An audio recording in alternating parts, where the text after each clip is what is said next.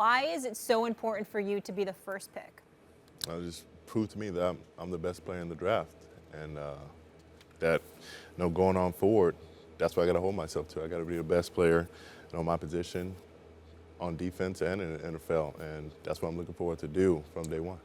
If Cleveland, well, Myles, go ahead, Stephen A. Go ahead. Myles, let me ask you this question. This is a two-parter. Number one, what do you believe makes you the best player in the draft? That's A.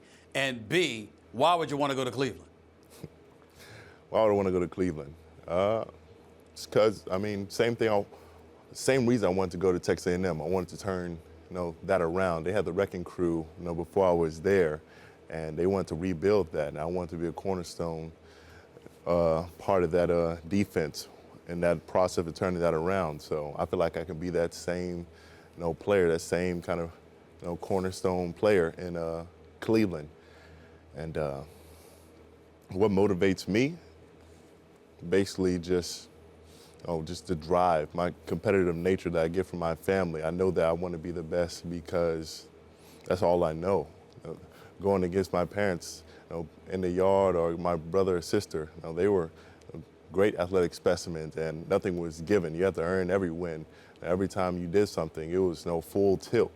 And I want to be the best no matter what it is. And I've set my sights on football, and that means I got to be the greatest. That you seem like an internally motivated person. It's hard to be the number one overall pick in the draft if you're not an internally motivated person. But if you do go to Cleveland, this is the irony of the draft. The best players usually go into the worst team.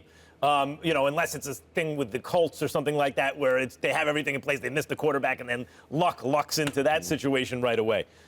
I see the process going on in Cleveland, and I trust the process. I think Cleveland's going to wind up being really good. DePodesta and all these guys, but usually that takes a couple of years to get there. What kind of an impact do you think you can have on wins and losses year one?